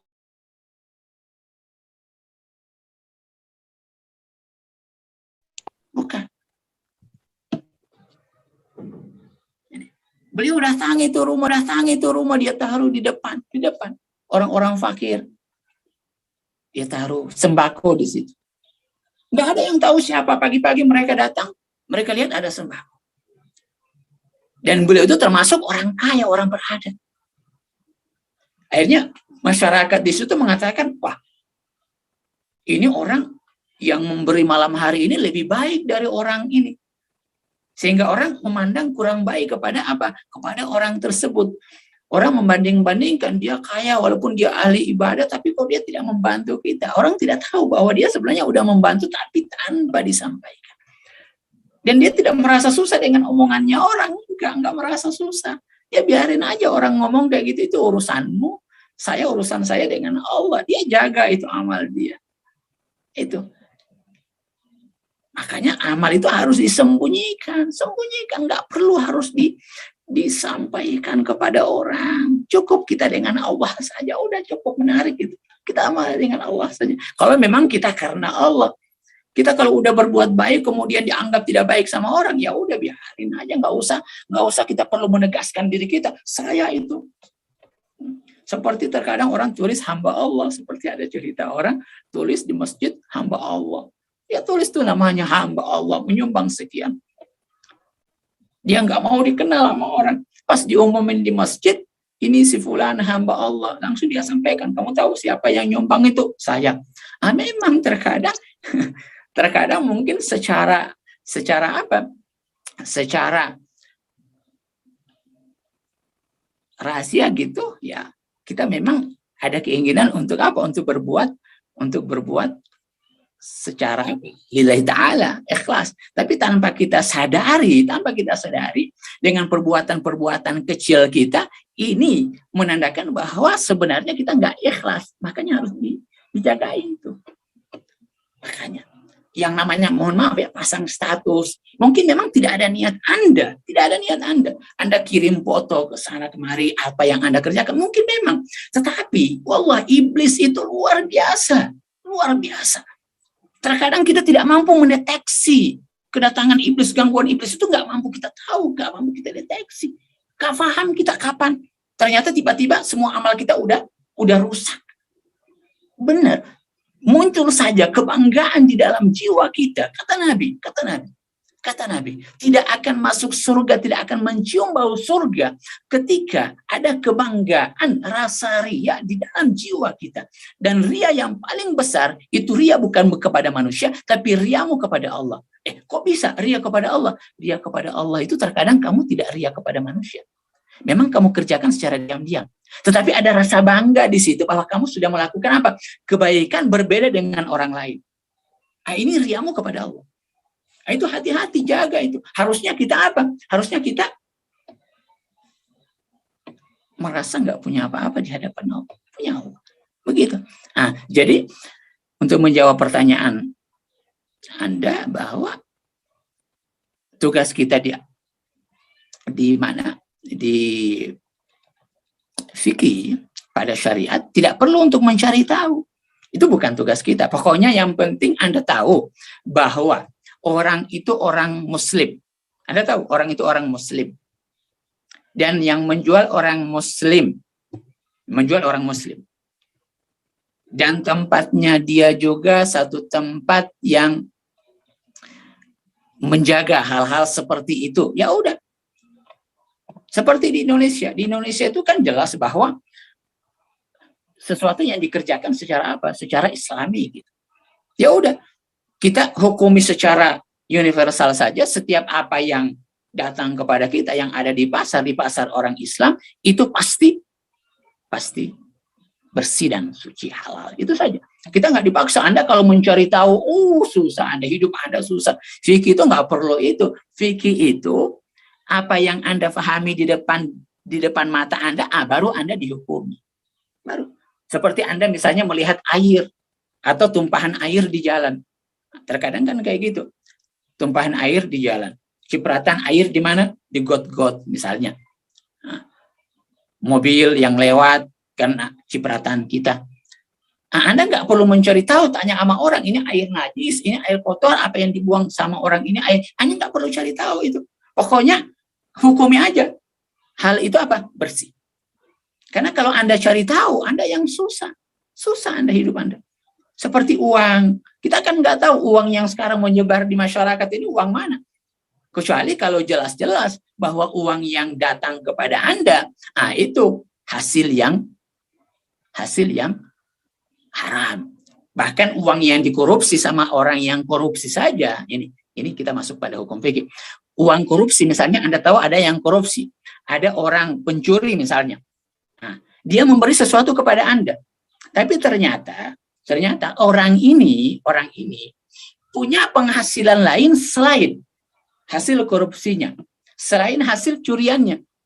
Nah, maka untuk Anda orang mukmin itu dihukumi barang yang sampai ke tangan dia dari sesuatu hal yang halal. Itu fikih. Hukumnya fikih. Tapi kalau udah masuk pada wilayah apa? Wilayah batin udah lain lagi. Oh, ini ketat urusan yang gak gampang. Bahkan untuk sesuatu yang gak jelas itu pasti akan berakibat buruk pada batin kita. Anda misalnya ini, Anda ya diberi makanan kepada Anda oleh seseorang. Ini hasil curian, tapi Anda nggak tahu ini hasil curian. Kalau hukum fikih dibilang nggak apa-apa, Anda makan halal Anda, tidak berdosa Anda. Itu hukum fikih. Tapi kalau hukum batin enggak. Anda makan ini akan merusak batin Anda. Akan berakibat buruk. Itu secara apa? Secara batin. Pasti ada punya efek. Kenapa? Karena ini dari sisi batinnya udah buruk. Dan ketika sesuatu hal yang buruk, ini memiliki apa? Memiliki unsur-unsur api di dalam apa? Di dalam jiwa seseorang, dan itu akan merusak jiwa dia. Makanya hati-hati. Makanya kenapa para wali-wali Allah itu, para kekasih Allah, orang-orang yang mau dekat sama Allah, tidak gampang itu belanja di luar. Enggak gampang mereka. Itu makan-makan di pinggir, enggak. Mereka beda itu. Beda. Mereka akan menjaga berhati-hati. Dari sisi kesehatan saja udah jelas. Apalagi dari sisi batin, jelas mereka. Falyanzuril insanu ila ta'ami. Lihat apa yang kamu makan yang masuk ke dalam mulut kita. Lihat. Itu bisa merusak jiwa kita. Begitu juga kan, kita disuruh apa? Disuruh menghindar kalau kita duduk mendatangi tempat-tempat yang apa? Yang tidak baik. Coba bayangkan, ada efek buruknya. Jadi jangan Anda anggap tidak ada efek buruk, ada efek buruk. Sangat mempengaruhi, efeknya luar biasa. Sangat luar biasa. Makanya kenapa orang-orang mukmin diperintah untuk menghindari hal-hal yang lagwun wala'ib. Lagwun wala'ib itu sesuatu yang sia-sia. Sesuatu yang sia-sia nggak mungkin lagi dia akan lakukan. Oh, ini sia-sia, udah hindari, nggak bisa lagi. Harus begitu. Kita mau dekat sama Allah. Tapi kemudian sikap karakter kita, perbuatan kita tidak apa? Kita tidak sinkronkan dengan apa yang menjadi target kita. Harus Anda sinkronkan. Kalau Anda menginginkan yang mulia, berarti perbuatan Anda pun harus sinkron dengan apa yang menjadi keinginan Anda. Tapi kalau Anda misalnya seperti orang awam, yang hidup apa adanya, yang penting beramal saja, berbuat saja. Ya, yang penting menggugurkan amal perbuatan saja, ya oke. Tapi Anda tidak akan mendapatkan apa-apa. Masuk surga aja belum jelas. Walaupun bisa saja masuk surga. Karena surga itu ada tingkatan, ada 8 tingkatan itu surga. Neraka 7 tingkatan, surga 8 tingkatan. Surga yang paling terakhir ini yang mau kita kejar. Ini yang mau kita kejar. Fadkhuli fi ibadi wadkhuli jannati. Jannahnya Allah ini yang mau kita kejar. Liqa Allah. Perjumpaan dengan Allah ini yang mau kita kejar. Sebab kata apa? Kata Rasulullah, seorang mukmin tidak akan mendapatkan ganjaran yang paling bernilai dengan apa yang dia kerjakan kecuali surga. Surga apa? Surga liqa, perjumpaan dengan Allah. Dan jangan kau jual dirimu dengan sesuatu hal dengan harga yang murah. Jangan jual. Jual dirimu dengan harga yang berharga. Dan diri kita hanya bisa ditukar dengan wujud Allah. Makanya Aba Yazid Al-Bistami seperti yang saya katakan tadi, sambil saya tutup, ketika ditanya oleh para murid dia, apa yang harus saya minta kepada Allah? Dia katakan apa? Mintalah Allah. Mintalah wujud Allah. Mintalah kehadirannya. Sebab itu yang paling berharga, dan itulah nilai. Minta Allah. Jangan takut, minta Allah, ya Allah, aku minta dirimu, ya Allah. Aku minta dirimu. Allah akan berikan dia kepada Allah. Itu maha pemberi, Allah itu maha dermawan. Tapi banyak orang datang, tapi bukan meminta dia, datang bukan untuk dia. Allah itu sendiri. Gharibul ghuraba. Allah itu gharib, terasing dari semua yang terasing. Banyak yang datang, banyak yang sholat, banyak yang bertawaf. Tapi ternyata mereka bukan datang untuk Allah. Mereka hanya datang untuk kebutuhan mereka saja. Seperti orang tua yang didatangi oleh anaknya. Anaknya mereka banyak dan kemudian pergi menjauh, sepi. Didatangi pada saat mereka dalam keadaan susah. Dalam keadaan susah saja. Sebenarnya artinya apa? Mereka tidak memikirkan orang tua mereka. Orang tuanya dalam keadaan terasing ketika masa-masa tua mereka. Begitu juga dengan Allah. Hakikatnya Allah Rasulullah itu paling menderita. Sebab tidak ada yang bisa memahami Rasulullah. Tidak ada orang yang bisa memahami orang yang sempurna kecuali orang sempurna. Tidak ada yang bisa mendatangi orang sempurna kecuali sempurna. Dan Lailatul Qadar hanya akan datang kepada orang-orang sempurna yang memahami hakikat diri dia, yang telah mendapatkan, yang telah mampu membaca hakikat diri dia. Ini malam Lailatul Qadar. Persiapkan diri kita di malam Lailatul Qadar ini. Malam Lailatul Qadar. Jangan sia-siakan, wallah. Inginkan, ya Allah, berikan malam Lailatul Qadar itu kepada saya. Besar nggak keinginan kamu? Besar, ya Allah. Wujudkan itu dalam bentuk apa? Wujudkan itu dalam bentuk munajahmu pada malam-malam hari. Kau hidupkan malam-malam itu dengan doa, dengan munajah, dengan zikir. Hidupkan dengan sholat. Perbanyak itu di malam itu. Perbanyak. Itu ungkapan yang ada dalam dirimu. Kau menginginkan dia.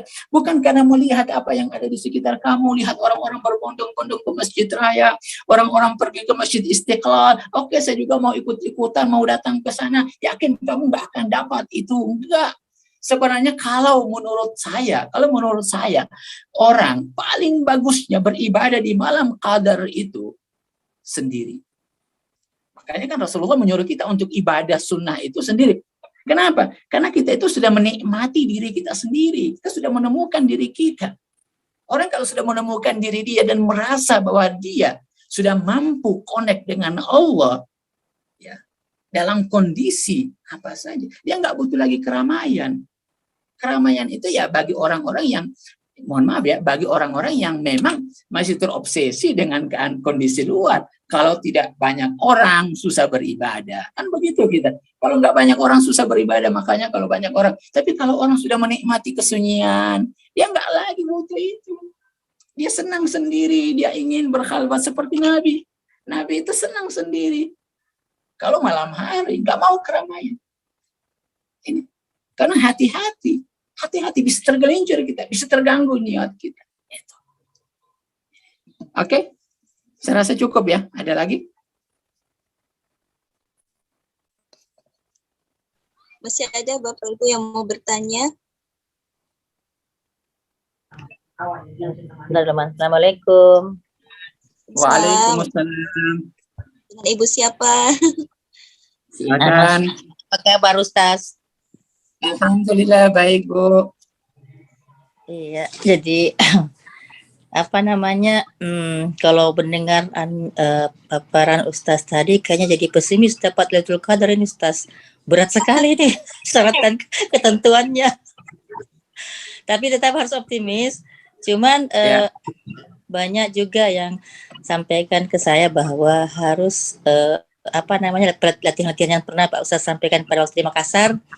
Ya, sering juga dilakukan, tapi mendengar tadi adanya Ustaz, Pak, jadi pesimis Kak Ustaz lagi nih, mudah-mudahan. Apakah berdosa Ustaz kalau kita berprasangka buruk seperti itu, ataukah kita lebih kepada harus lebih yakin saja terus menerus, tapi apakah justru keyakinan itu membuat kita jadi lebih terlalu takabur kepada Allah, gitu Ustaz? Ya, memang kalau kita melihat diri kita, dengan kekurangan yang kita miliki, pasti kita akan pesimis. Nggak mungkin kita akan bisa menjangkau. Bayangkan, ainat turab wa rabbul arbab. Di mana manusia yang hanya memiliki unsur-unsur tanah? Di mana kita? Di mana? Sedangkan Allah itu Masya Allah luar biasa makamnya kita dan makamnya Allah itu jauh benar. Sangat jauh. Nggak usah Allah, kita dengan Nabi saja untuk bisa mendatangi rumah Nabi, bisa mendatangi orang-orang suci. Masa Allah terkadang kita malu. Wallah. Allah. Terkadang ada teman-teman saya, ya, terkadang untuk mendatangi rumah para kekasih Allah itu malu mereka. Malu. Kenapa? Karena bisa dibaca. Keadaan batin itu bisa dibaca. Ini konek nggak nyambung nggak? Terkadang bisa saja mereka itu nggak mau nerima kita. Nggak mau menerima, mereka palingkan wajah kita. Ya Sayyidi Abdul Qabibabik, itu kan doa ketika Rasulullah mau masuk ke Baitullah. Ya Sayyidi Abdul Qabibabik, ya Allah lihatlah, hambamu sedang berdiri di hadapanmu. Masih berdiri di depan pintu, belum masuk, belum bisa masuk. Tunggu izin dari sana. Apakah mau diterima atau tidak? Yang punya tuan rumah ini mau nerima kita atau tidak? Ketika kita sholat, kita ini seakan-akan mengetuk pintu apa? Mengetuk pintu Tuhan. Kita ketuk, ya Allah lihat, hambamu datang. Hambamu datang, ya Allah. Hambamu yang lemah nggak punya apa-apa, nggak punya. Kita ini ya Allah kotor benar, banyak maksiat, banyak kekurangan, banyak khilafnya. Bahkan dalam ibadah yang kita kerjakan, Masya Allah, banyak kurangnya, nggak khusyuk kita. Memang dari sisi fikihnya sah amal kita, sah dari sisi fikih syariat. Udah berwudu sesuai semua aturannya. Tapi dari sisi pengabulan, dari sisi lillahi ta'ala, karena Allah, benar nggak ini karena Allah atau tidak? Nah, ini kan perlu kita deteksi, perlu kita cari tahu diri kita. Ya Allah, malu saya di hadapanmu. Kan begitu. Kita baru mengetuk. Itu pun ketika kita mengetuk pintu kita, kata Nabi apa? Aqamatul khasasa baina yadaik. Saya berdiri di hadapanmu ini dalam keadaan apa? Dalam keadaan benar-benar begitu. Malu ya. Bilang di dalam ayat, la ta'yas min rahmatillah. Allah bilang apa? Jangan kamu berputus asa. Jadi hanya sekedar itu saja yang membuat saya berani datang, bukan karena melihat diri saya, tapi melihat dirimu yang maha pengampun, yang maha pengasih, yang maha utama. Semua kebaikan ada di sisimu. Inilah yang memancing saya untuk datang kepadamu. Datang saja, berani saja datang. Berani, karena Allah itu Masya Allah, orang baik akan selalu menerima siapapun juga yang datang kepadanya. Bukan begitu? Kalau kita orang baik, pernah nggak kita menolak orang yang datang? Pasti kita terima, walaupun dia buruk. Kita akan bukakan pintu kita, silahkan Anda masuk. Dan kita akan beri dia sesuai dengan apa yang dia inginkan. Kamu datang minta harta dikasih. Kamu datang minta uang dikasih. Kamu datang minta HP dikasih. Sesuai dengan kebutuhanmu. Tapi kamu tidak diberi sesuatu hal yang bernilai. Begitu juga dengan Allah. Oke, kamu tidak akan dapatkan sesuatu hal yang bernilai. Kebahagiaan kamu tidak dapatkan dalam sholatmu. Ketenangan kamu tidak dapatkan dalam sholatmu. Ketika kamu baca Al-Quran, ketika kamu datang umroh apa segala macam, kebahagiaan, ketenangan kamu tidak dapatkan. Kenapa? Karena memang kamu tidak datang untuk begitu saja. Tapi ketika orang datang sama Allah, tapi oke, terus berbuat, memancing terus kita, memancing. Karena Allah itu akan terkadang gini, kita itu nggak bisa pakai matik-matik sama Allah, nggak bisa pakai hitung-hitungan sama Allah. Allah itu memberi, terkadang ada orang yang berdosa. Kalau kita lihat, Masya Allah, nggak ada apa-apanya, tapi ternyata dia bisa datang kepada Allah, ditarik sama Allah. Karena terkadang Allah itu punya dua cara untuk bisa bisa menarik orang untuk datang kepadanya. Yang pertama, kalau Anda pernah ikut kajian tasawuf saya, orang yang ingin dekat dengan Allah itu ada dua model, ada dua cara. Ada murid, ada murad. Murid itu orang yang berkeinginan, dia yang ingin datang. Kalau dia yang ingin datang berarti apa? Berarti dia yang harus berusaha bekerja mati-matian untuk menghilangkan sesuatu hal yang buruk. Tapi kalau murad, dia diinginkan sama Allah. Mungkin dia buruk. Kan banyak orang seperti itu. Seperti Fudail bin Iyad. Kalau mungkin Anda dengar, Fudail bin Iyad itu Masya Allah, penyamun. Terkenal pada saat itu, pada zaman itu, pada abad ketiga, Masya Allah, pendosa. Tapi itu ditarik sama Allah. Sekejap mata. Sekejap mata. Itu kalau Allah udah mau ditarik sama Allah, makanya udah datang aja ketuk panggil nama Allah, Allah, Allah, Allah, Allah. Sampai kapan? Sampai Allah mau bukakan. Terus datang aja terus, emang. Yang penting jaga hati, niat itu aja. Kita hanya memiliki hati kita, bukan memiliki penerimaan Tuhan. Maka yang harus kita jaga hati kita. Itu aja. Makasih banyak Ustaz. Oke, sama-sama. Ingat Ya, sekeluarga Ustaz. Terima kasih Ustadz. Oke, yang lain? Kalau nggak ada mungkin kita cukupkan sampai di sini ya. Ya Ustadz. Ya. Kita baca doa, kita tutup dengan doa ya.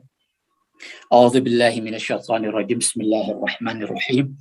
Kita mulai dengan istighfar, dengan memohon ampun kepada Allah atas segala dosa, kesalahan, kekhilafan yang kita kerjakan selama ini. Terlalu banyak dosa kita, terlalu banyak kekhilafan kita, terlalu banyak kealfaan kita. Bahkan di dalam ibadah yang kita kerjakan pun kita khilaf, kita alfa kepada Allah. Tidak ada Allah dalam ibadah kita. Sehingga kita pun harus memohon ampun, memperbanyak istighfar kita. Mungkin hanya istighfar yang kita bisa lakukan di dalam zikir kita kepada Allah. Kita tidak punya waktu lagi untuk menyebut nama Allah selain istighfar. Karena nama Allah hanya bisa dipanggil oleh orang-orang yang punya lisan suci, orang-orang yang telah tersucikan. Nama Allah terlalu agung untuk dipanggil oleh lisan yang penuh dengan dosa dan maksiat ini. Kaifa ad'uka wa qad asaituk.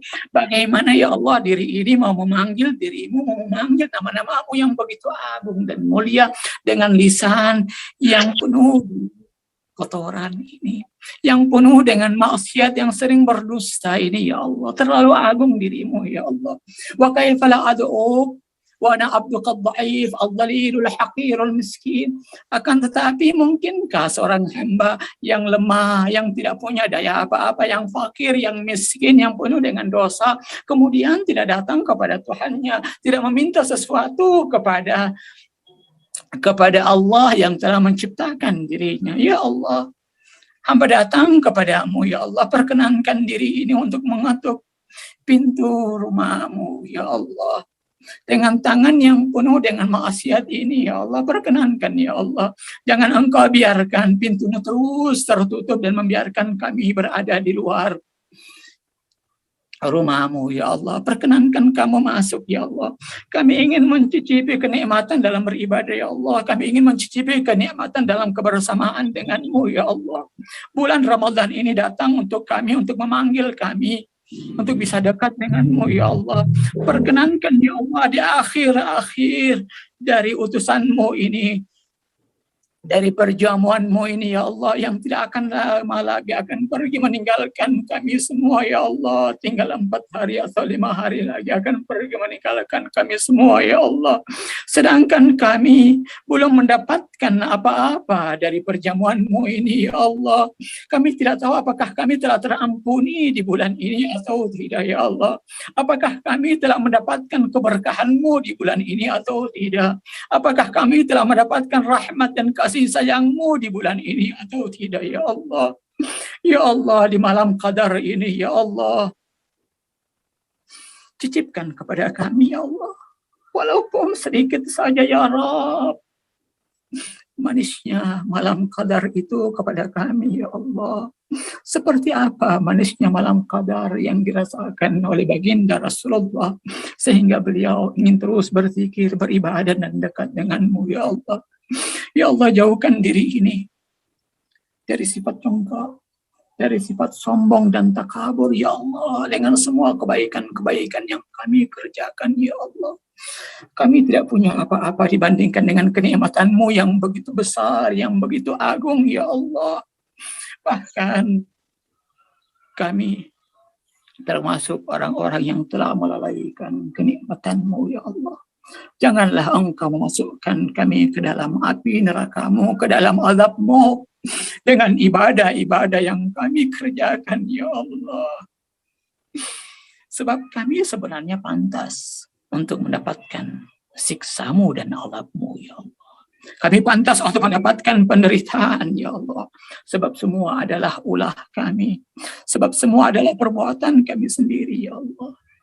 Ya Allah, astaghfirullah wa atubu ilaih.